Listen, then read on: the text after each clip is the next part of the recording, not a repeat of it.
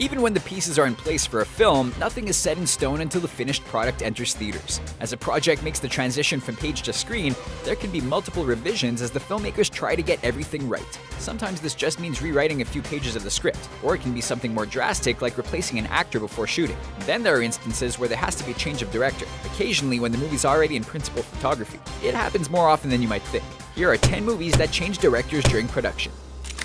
Hi, I'm Scott. Ant-Man.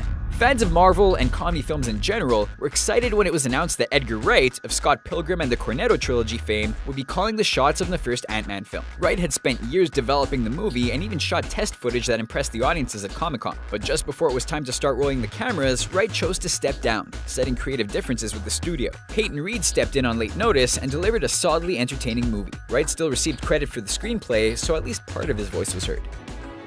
The Wizard of Oz.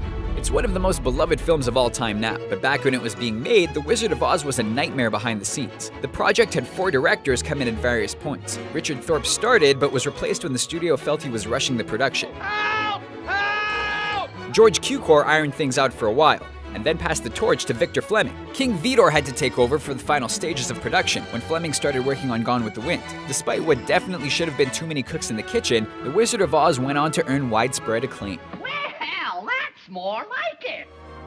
Gone with the Wind. Here's another Hollywood classic that had several issues making its way to the big screen. Originally, George Cukor was at the helm, but he left after disagreements over the pacing and tone. Victor Fleming took the reins, but had to leave shortly after due to exhaustion. Sam Wood was the one who finished the job and ended up delivering one of the greatest movies ever made. It won 8 Oscars, including Fleming for Best Director, and is the highest-grossing film of all time when adjusted for inflation. What could have been a doomed film became a masterpiece that many enjoyed.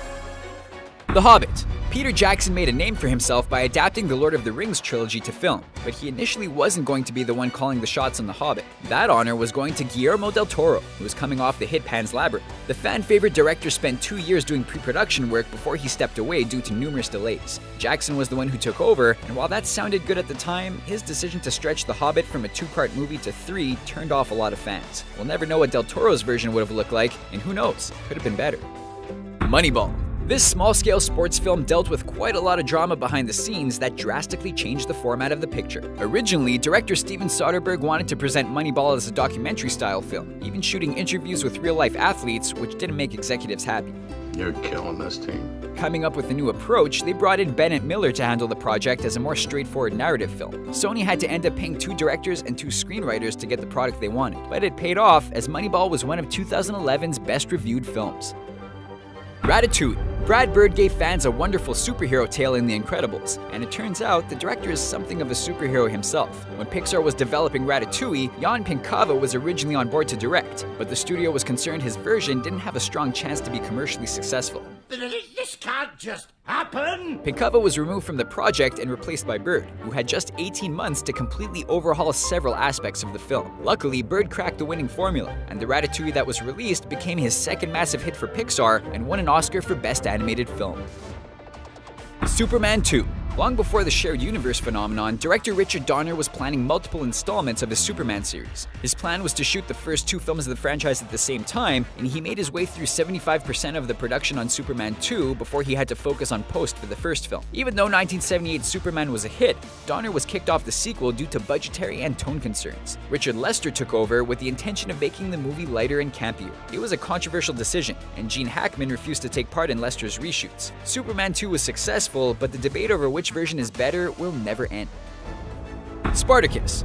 All legends get their start somewhere, and Stanley Kubrick had his first big shot at fame thanks to Kirk Douglas. While filming Spartacus, Douglas, who was also executive producer on the film, felt that original director Anthony Mann was overwhelmed by the scope of the project and unfit to bring it to the screen. He made the decision to replace Mann with Kubrick, even though Spartacus would be Kubrick's most expansive production at the time. Nevertheless, Douglas's judgment proved correct, and Kubrick helmed a standout entry in the swords and sandals genre, launching a career full of ambitious and large ideas. Layer Cake. Guy Ritchie's calling card is the slick British crime film, and he could have had another one under his belt if the original plan for Layer Cake had stayed in place. Ritchie was going to helm the film, but he had to step away as he was dealing with the aftermath of his flop Swept Away and trying to save his marriage to pop star Madonna. Ritchie left his friend Matthew Vaughn to take over, and Vaughn used the film to announce himself as a filmmaking force. He's helmed such hits as X-Men First Class and Kingsman in the years since, and star Daniel Craig went on to headline 4 James Bond films following his performance. The Legend of Tarzan.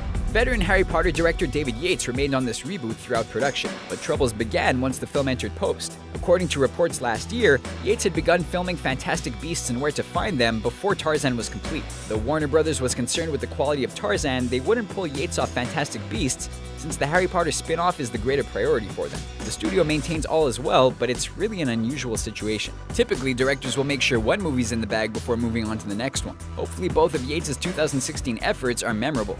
These are just some of the films that had to change their director before they hit their premiere. Are there any we missed? Let us know in the comment section below, and be sure to subscribe to our channel for more fun videos like this one.